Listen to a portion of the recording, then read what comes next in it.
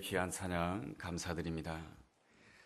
러시아의 그 대문호라고 여겨지는 톨스토이가 자신의 인생을 동양의 한 우화를 통해서 이렇게 설명을 하였습니다. 한 나그네가 맹수에 의해서 이리 쫓기고 저리 쫓기고 있습니다. 그러다가 물이 없는 웅덩이 하나를 발견하게 되는데, 물이 없는 그 웅덩이로 들어가는 그 순간에 그 웅덩이 밑바닥에는 용이 입을 벌리고 있습니다. 깜짝 놀란 이 나그네는 떨어지지 않으려고 웅덩이에서 떨어지다가 나뭇가지를 붙잡았습니다. 이 나뭇가지를 두 손으로 꽉 붙잡고 있는데 두 팔은 점점 힘이 떨어집니다. 아무래도 더 버틸 힘이 없을 것 같습니다. 그런데 그 나뭇가지 위에 쥐 두 마리가 앉아 있습니다. 흰쥐와 검은쥐가 앉아서 그 나뭇가지를 사각사각 하면서 긁고 있습니다. 그러한 와중에 이 나그네는 이 나뭇가지에 달려있는 꿀을 발견하게 됩니다. 그리고 그 꿀을 또 열심히 먹는 그러한 모습을 보여주고 있습니다. 이러한 동양의 우화에 나타나는 이 나그네의 모습이 바로 하나님을 떠난 인생의 모습이다라고 하는 것입니다. 맹수에 쫓겨서 이리 쫓기고 저리 쫓기는 이러한 삶을 목적 없이 아무 의미 없이 살아가는 그러한 삶을 나타내고요. 그리고 또한 물이 없는 웅덩이에 피하려고 들어갔는데 거기에는 용이 입을 벌리고 있다라는 것입니다. 죽음을 향해 달려가는 인생을 가르쳐주고 있고요. 그럼에도 불구하고 인생은 살겠다고 몸부림치는 가운데 나뭇가지를 붙잡고 그 웅덩이에 떨어지지 않으려고 하는데, 그 나뭇가지에는 쥐 두 마리가 있는데 흰쥐와 검은쥐가 있는데, 흰쥐는 바로 낮이라고 하는 시간을 가리키는 것이고, 그리고 이 검은쥐는 밤을 가리키는 것입니다. 나는 죽지 않으려고 했는데 낮과 밤이 계속 바뀌면서 세월이 흐르면서 나는 여전히 죽음을 향하고 있다라는 것입니다. 그러는 와중에 그 나뭇가지에 꿀을 발견하게 되는데, 그 꿀은 바로 사람이 이 땅을 살아가면서 겪게 되는 작은 쾌락, 작은 향락을 말하는 것입니다. 죽음을 향해 달려가는 인생인 줄 알면서도 작은 쾌락에 몰두하고 작은 향락에 몰두하는 인생을 그렇게 묘사해 주고 있습니다. 이 톨스토이는 또한 자신의 생애에 대해서 이렇게 고백을 합니다. 나는 전쟁터에서 많은 사람을 죽였습니다. 그리고 또한 나의 당당함을 나타내기 위해서 상대방을 향해서 결투를 신청한 적도 있습니다. 나는 한때 노름을 좋아하였고 간음도 하였고 살인도 했던 사람입니다. 나의 지난 날들을 다 되돌이켜 보니까 내가 죄 안 지은 것이 없는 사람이다라고 하는 것을 알게 되었습니다. 이 톨스토이는 자기 자신의 내면에 대해서 깊이 고민하고 늘 자신을 돌아보는 사람이었습니다. 그래서 그는 또 이렇게 말하기도 합니다. 아무 생각 없이 편안하게 살아가는 그런 사람들이 너무너무 부럽다라고 말하기도 하지만, 이 톨스토이는 이렇게 자신의 생애에 대해서 깊이 반성하는 시간을 가졌고 하나님 앞에서 회개하는 그러한 아름다운 시간을 가졌기 때문에 이 톨스토이는 온 세상을 향해서 아름다운 영향을 미치는 귀한 작품들을 많이 쓸 수가 있었던 것입니다. 가장 아름다운 사람은 누구입니까? 자기 자신을 깊이 들여다볼 줄 아는 사람이 아름다운 사람이고요. 반성하는 인간이 아름다운 인간이고요. 회개할 줄 아는 인간이 참으로 하나님 보시기에나 사람 보기에나 아름다운 인간인 줄로 믿습니다. 누가복음 15장을 읽어본다라고 한다면 탕자의 비유가 나오는데요. 이 탕자의 비유 안에 이 탕자가 자기 자신을 깊이 들여다보는 그 회개하는 모습이 이렇게 탕자의 비유에 잘 그려져 있습니다. 탕자가 처음에는 아버지 곁을 떠나기 이전에는 자신을 돌아보지 아니하였습니다. 탕자는 어느 날 아버지에게 유산을 요구합니다. 자기의 몫을 요구합니다. 아버지가 세상을 떠나지 않았음에도 불구하고 유산을 요구한다라고 하는 것은 아주 오만불손한 태도인 것입니다. 그럼에도 이 탕자는 아버지를 향해서 내 몫을 달라고 큰 소리를 칩니다. 이러한 모습이 또한 오늘을 살아가는 현대인들의 모습이기도 합니다. 사람들은 저마다 다 자기가 괜찮은 사람이라고 생각합니다. 자기 자랑과 자기 자존심을 가지고 살아갑니다. 그래서 어디를 가든지 내 몫을 달라고 큰 소리를 칩니다. 이러한 모습이 현대를 살아가는 많은 사람들의 모습인 것입니다. 탕자는 아버지에게 자기 몫을 달라고 해가지고 자기 몫을 받아서 아버지의 곁을 떠나게 됩니다. 아버지 곁을 떠나서 멀리 나가게 되면 성공할 것 같았지만은 이 탕자는 실패를 하게 됩니다. 어느 정도까지 실패를 하게 되냐면은 돼지들이 먹는 쥐염 열매를 먹는 그러한 비참한 신세로 전락하게 됩니다. 자기가 아무것도 알 수 없는 그러한 존재임을 깨닫게 되자 그때서야 이 탕자는 이렇게 고백합니다. 나는 이제 어떻게 해야 됩니까? 나는 죄인입니다. 나는 더 이상 아버지의 아들로 칭함을 받을 수가 없습니다. 나를 그저 품꾼의 하나로 삼아 주십시오. 이것이 바로 진정한 회개이며 새로운 길로 들어서는 그 아름다운 길목인 줄로 믿습니다. 회개가 모든 것을 다 변하게 만드는 것입니다. 회개야말로 아버지도 변하게 만들고 아들도 변하게 만드는 것입니다. 사실 아버지는 변한 것이 없습니다. 이 아버지는 참으로 귀한 아버지였지만은 이 아버지를 이 아들이 몰랐던 것입니다.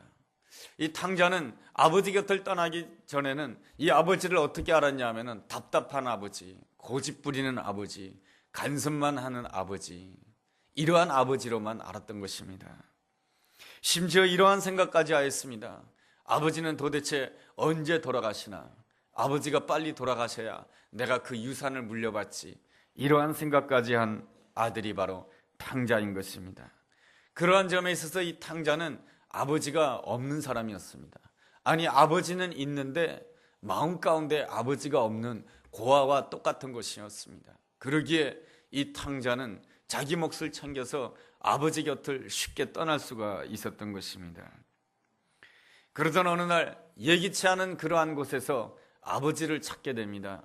그 예기치 않은 곳이라고 하는 것은 돼지 쥐염 열매를 먹는 그 자리에서 아버지를 찾는 자가 되고요.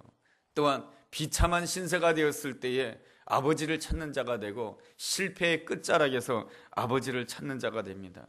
그는 그 실패의 끝자락에서 이렇게 울부짖습니다. 내가 아버지를 떠났습니다. 내가 아버지를 배신하였습니다. 내가 죄인입니다. 그랬을 때에 아버지를 다시 찾고 아버지께로 돌아오는 그러한 아들이 되었습니다. 아버지께로 돌아올 때에 아버지는 상거가 먼데도 불구하고 아버지는 아들을 달려가서 아들을 안아주고 아들의 얼굴에 입맞춤을 해줍니다. 아들이 돼지 쥐염 열매나 먹는 그러한 신세가 되었으니 아들의 몸에서 어떠한 냄새가 나겠습니까? 돼지 냄새가 났을 것입니다. 그럼에도 불구하고 아버지는 그러한 냄새에 개의치 아니하시고 그 아들을 안아주는 분이 바로 아버지인 것입니다. 아버지의 품은 너무나도 따뜻했습니다. 그 따뜻한 품 속에서 아들은 아버지를 찾은 것입니다. 아버지를 찾았다라고 하는 것은 얼마나 귀한 은혜고 얼마나 큰 축복인지 모릅니다. 아들이 어떻게 하다가 아버지를 찾은 것입니까? 죄 지었기 때문에 아버지를 찾은 것입니다. 아버지의 곁을 떠났기 때문에 아버지를 찾은 것입니다. 아버지를 배신했기 때문에 아버지를 찾은 것이고요. 못난 짓 했기 때문에 아버지를 찾은 것이고요. 실패했기 때문에 아버지를 찾은 것입니다.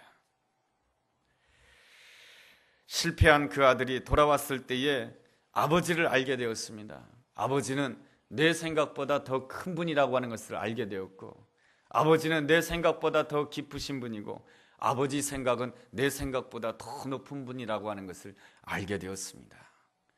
이것이 바로 돌아오는 자에게, 회개하는 자에게 주어진 아름다운 축복인 줄로 믿습니다. 여러분, 아들의 인생에 있어서 최고의 순간이 무엇입니까? 아버지를 찾는 순간인 것입니다.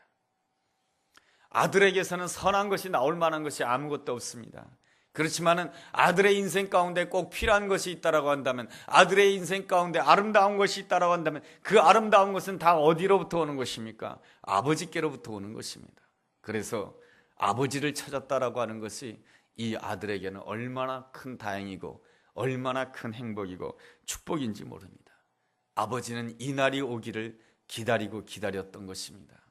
그래서 아버지는 아들이 자기의 몫을 달라고 했을 때 부당한 요구라고 하는 것을 알았지만은 아버지는 그 아들에게 재산을 주게 됩니다.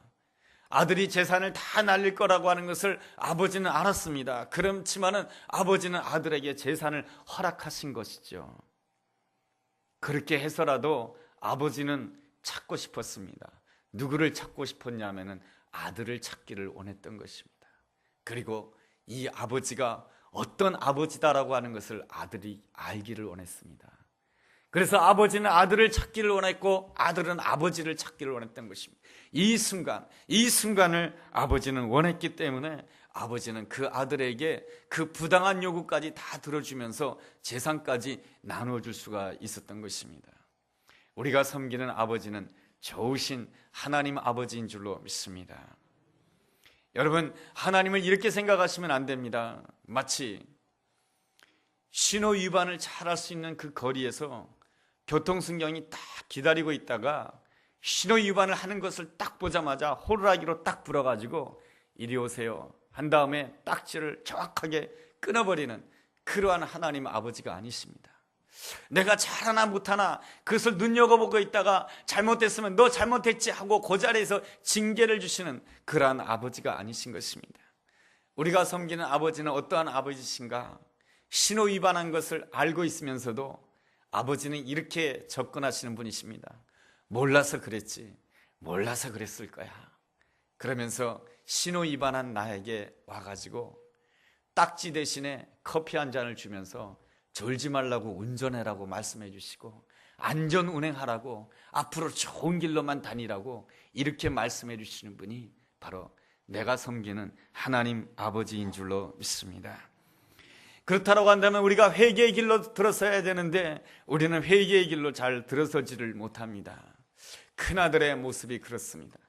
큰아들은 한 번도 아버지의 곁을 떠나지 않았습니다. 그래서 세상 사람들이 보기에 큰아들은 효자입니다. 큰아들은 말 잘 듣는 사람입니다.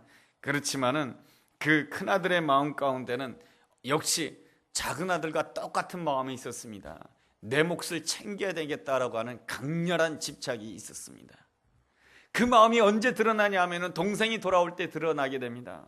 탕자가 돌아오게 되자 아버지가 그 아들을 위하여서 송아지를 잡습니다. 그 모습을 보자 이 아들은 분노가 일어나게 됩니다. 내 것을 그 동생에게 빼앗기지는 아니할까, 그러한 피해의식 속에서 마음의 분노가 일어나서 아버지를 향해서 이렇게 항변을 하게 됩니다.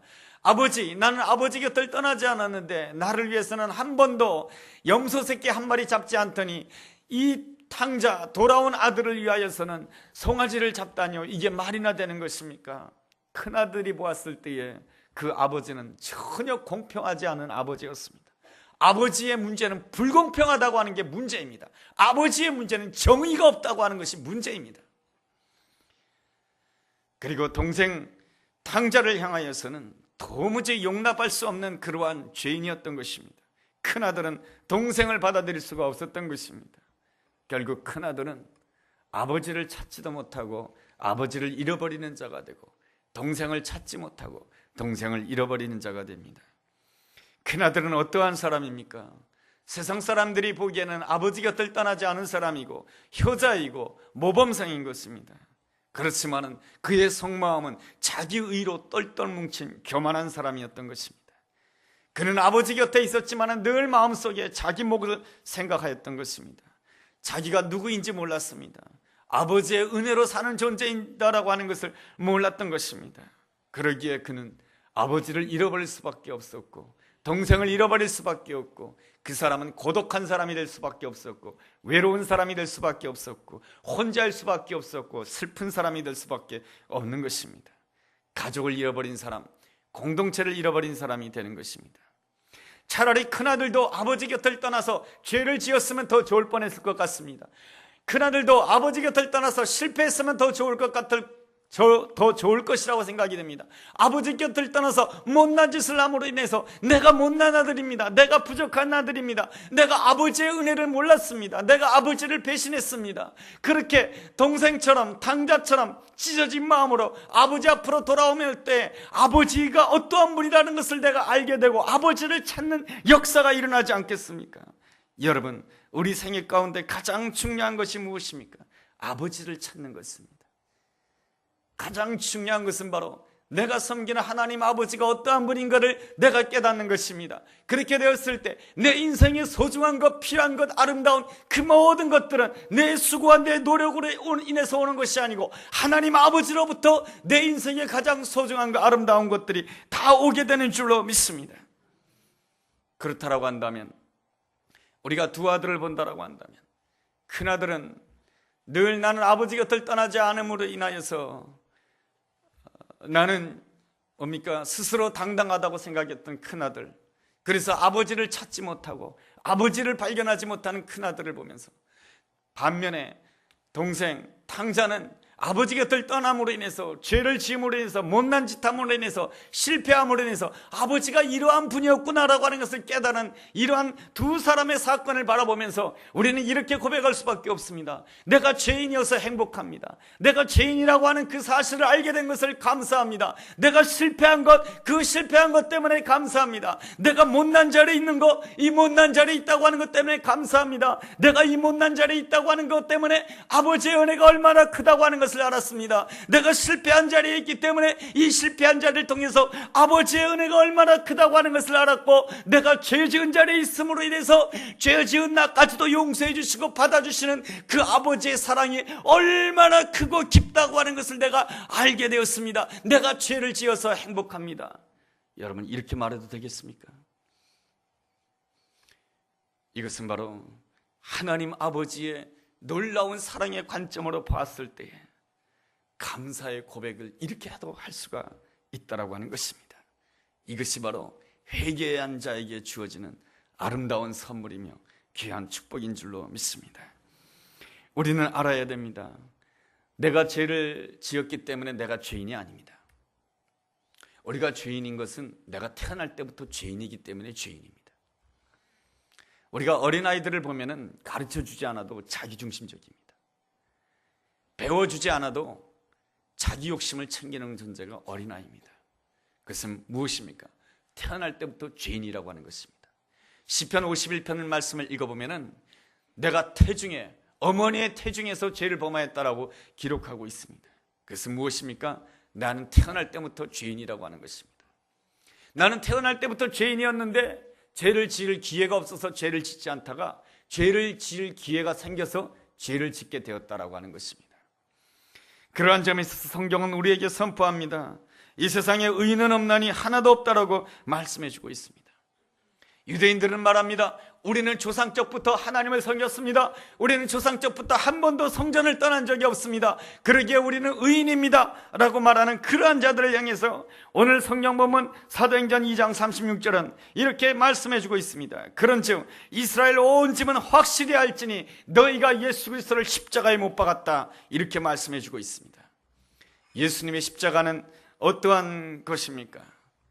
예수님께서 우연히 대제사장에 의해서 사로잡히고 우연히 로마 병정에 의해서 십자가에 못 박히신 것입니까? 시절을 잘못 만나서 십자가에 못 박히신 것입니까? 그렇지 않다라고 말씀해주고 있습니다. 주님의 십자가의 사건은 사도행전 2장 23절에 나와 있는 말씀처럼 그가 하나님께서 정하신 뜻과 미리 아신 바대로 내준 바 되었다라고 말씀해주고 있습니다. 예수님께서 이 땅에 오셔서 십자가 지신 것은 하나님께서 이미 예정하신 것이며 하나님께서 이미 계획하시고 우리를 위해서 내어주었다라고 말씀해주고 있습니다. 성경은 우리에 대해서 본질상 하나님으로부터 진노받을 수밖에 없는 진노의 자녀라고 성경은 말씀해주고 있습니다. 어느 누구도 하나님을 아버지라고 부를 수가 없고 어느 누구도 나는 하나님의 아들입니다, 나는 하나님의 딸입니다라고 말할 수 있는 자가 아무도 없는 것입니다. 하나님과 우리와는 아무런 상관이 없는 존재예요. 우리가 고통을 당하던 문제 속에 있든지 간에 하나님과 아무런 상관이 없는 존재였지만은 하나님께서 우리를 사랑해 주셔서 하나님께서 예정하시고 계획하심으로 예수 그리스도를 이 땅에 보내주심으로 인하여서 예수 그리스도를 우리의 죄를 대신해서 십자가에서 제물이 되게 하심으로 인해서 우리를 아들로 받아주시고 딸로 받아주시고 하나님은 나의 아버지가 되신 것이 바로 하나님의 계획이며 하나님의 놀라운 은혜인 줄로 믿습니다. 이것이 바로 하나님의 놀라운 사랑인 것입니다. 하나님의 놀라운 사랑은 십자가에서 나타났습니다. 십자가의 사랑이라고 하는 것은 무엇입니까?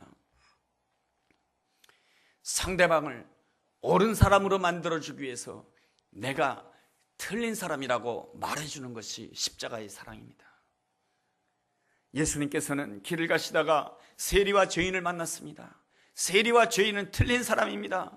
그 틀린 사람과 함께 예수님께서는 식사를 하셨습니다. 그 틀린 사람과 함께 식사를 하신다라고 하는 것은 예수님이 바로 모든 사람들에게 말해주고 있는 것입니다. 나는 바로 틀린 사람이라고 말이죠. 그런데 예수님께서는 자신을 틀린 사람이라고 말하심으로 인해서 그 상대방을 옳은 사람으로 만들어주신 것입니다. 예수님의 십자가의 사랑이라고 하는 것은 무엇입니까? 상대방을 의인으로 만들어주기 위하여서 내가 죄인이 되어서 죽는 것이 바로 십자가의 사랑인 것입니다. 예수님께서는 우리가 죄인으로서 영원히 죽을 수밖에 없는 죄인이지만 우리를 의인으로 만들어주시기 위해서 예수님이 친히 죄인이 되어가지고 죄인처럼 십자가에 못 박힘으로 인해서 우리를 의인으로 만들어주신 것이 주님의 십자가인 것입니다. 주님께서 주님의 사랑이라고 하는 것은 우리를 자랑스러운 사람으로 만들어주시기 위해서 예수님께서 우리를 대신해서 수치의 자리, 부끄러움의 자리, 그 십자가에서 벌거벗기는 그 수치의 자리에 주님께서 들어가신 것입니다. 이것이 바로 주님의 사랑인 것입니다. 이 주님의 놀라운 사랑을, 주님의 놀라운 사랑과 닮은 인간의 사랑이 있습니다. 그게 바로 어머니의 사랑이죠. 어머니는 못난 아들을 향해서 이렇게 말합니다. 네가 못난 게 아니야, 내가 못났어. 네가 틀린 게 아니야, 내가 틀렸어. 내가 너를 잘 뒷바라지 해줘야 되는데 내가 너를 뒷바라지하지 못해줬어. 내가 부족했어, 내가 못냈어, 내가 틀렸어. 나는 어미 될 자격이 없어. 그렇게 함으로 인해서 아들을 세워주고 아들을 회복시켜주고 아들에게 힘을 주는 사람이 어머니의 사랑이에요. 이 어머니의 사랑이 주님의 십자가의 사랑과 닮은 사랑 아니겠습니까? 이 주님의 그 놀라운 사랑을 성경에서는 뭐라고 말씀해 주시냐면 사도행전 2장 11절을 주목해 보시면 제가 한번 읽어보겠습니다. 그르데인과 아라비아인들이라 우리가 다 우리의 각 언어로 하나님의 큰 일을 말함을 듣는도다. 하나님의 큰 일을 말함을 듣는도다. 하나님의 큰 일이 무엇인가? 하나님께서 자기 자신 그 아들 예수 그리스도를 이 땅의 십자가에 내어 놓으신 것입니다. 그 십자가의 사랑이 무엇이냐? 하나님의 큰 일인 것입니다. 여러분, 세상이 말하는 큰 일이라고 하는 것은 무엇입니까? 나는 옳은 사람이고 너는 틀린 사람이라고 하는 것입니다. 세상의 큰 일이라고 하는 것은 무엇입니까? 나는 옳은 사람이고 너는 틀린 사람이라고 하는 것이 세상의 큰 일인 것입니다. 그 말을 가지고 사람들은 크게 말하는 것이지만은, 그러나 하나님께서는 무엇을 가지고 크게 말씀하시냐면은, 내가 틀렸다, 그래서 네가 옳아지기를 원한다. 내가 죄인처럼 죽어서 네가 의인이 되기를 원한다. 이것이 바로 하나님께서 크게 말씀하시고 싶은 것이고, 이게 바로 십자가의 사랑인 줄로 믿습니다. 이 하나님의 이 큰 일을 우리가 들을 수가 있어야 되는 것입니다. 언제 들을 수가 있게 되겠습니까? 사도행전 2장은 성령이 호련히 바람같이 임하는 놀라운 역사가 일어났다라고 말씀해 주고 있습니다. 성령님께서 우리 가운데 바람으로 임하시고 우리의 심령을 만져주시게 되었을 때 우리는 하나님의 큰 일을 듣게 될 줄로 믿습니다. 주님의 십자가의 사랑을 듣게 될 줄로 믿습니다. 나는 너의 옳음을 위하여서 오늘 내가 틀렸다라고 말해 주었고, 나는 네가 의인이 되기 위해서 오늘 내가 십자가에 죽는 자가 되었다라고 말씀해 주시는 그 놀라운 음성이 내 가슴 속에 들려오게 되는 것이죠. 그럴 때에 우리는 이렇게 고백할 수밖에 없게 되는 것이죠. 사도행전 2장 37절을 주목해 보시기 바랍니다. 그들이 이 말을 듣고 마음에 찔려 베드로와 다른 사도들에게 물어 이르되, 형제들아, 우리가 어찌할꼬? 이 말을 듣고 하나님의 큰 일을 들었을 때 마음에 찔려서 내가 이제 어떻게 해야 되겠습니까? 내가 이제 어떻게 해야 되겠습니까? 내가 틀린 것 아니겠습니까? 예수님이 틀렸다고요? 천만의 말씀, 내가 틀렸습니다. 예수님이 죄인이라고요? 아니요, 내가 죄인이고 내 죄 때문에 예수님이 십자가에 못 박혔습니다. 이제 내가 어떻게 해야 되겠습니까? 나를 대신해서 예수님이 십자가에 못 박히셨는데 내가 이제 어떻게 해야 되겠습니까? 그 순간에 성령의 역사로 말미암아서 내 돌짝박 같은 그 마음이 뒤집어지는 것이고 길가와 같은 딱딱한 마음이 뒤집어짐으로 인해서 부드러운 땅, 좋은 땅, 성령의 역사가 시작되는 아름다운 땅, 30배, 60배, 100배 열매를 맺는 귀한 축복의 땅으로 변화되는 줄로 믿습니다. 근본 사순절을 맞이하면서 올해는 다시 한번 십자가를 바라봐야 될 것입니다. 우리는 하나님의 성전에 나올 때마다 이 십자가를 바라보고 있습니다. 십자가는 무엇입니까? 나를 옳은 사람으로 만들어 주시기 위해서 예수님 스스로 틀린 사람처럼 고난의 길을 가셨습니다. 나를 의인으로 만들어 주시기 위해서 예수님께서는 죄인처럼 골고다 산상을 피 흘리면서 올라가셨습니다. 그 십자가 앞에 우리는 고백해야 됩니다. 아닙니다. 내가 틀렸습니다. 아닙니다. 내가 그 자리에 있어야 했습니다. 내가 십자가에 못 박혀야 했습니다. 주님께서 나를 대신해서 죽으신 것입니다.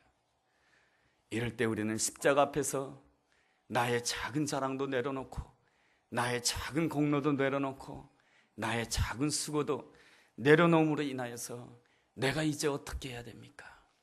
그 고백을 하게 될 때 내 마음 가운데 성령의 바람이 불고 기적의 바람이 불고 은혜의 바람이 우리 가정에 우리 삶의 자리에 하나님이 허락하시는 그 따뜻한 바람, 봄바람, 귀한 바람, 성령의 바람, 축복의 바람이 우리의 삶 가운데 불게 될 줄로 믿습니다. 이 아름다운 은혜가 우리 모두에게 함께하기를 주의 이름으로 축원합니다. 기도하겠습니다. 하나님 아버지, 십자가 앞에서 나의 허물과 죄를 깨닫기를 원합니다. 나는 이제 어떻게 해야 됩니까? 주님의 십자가 앞에서 내 마음을 찢기를 원합니다.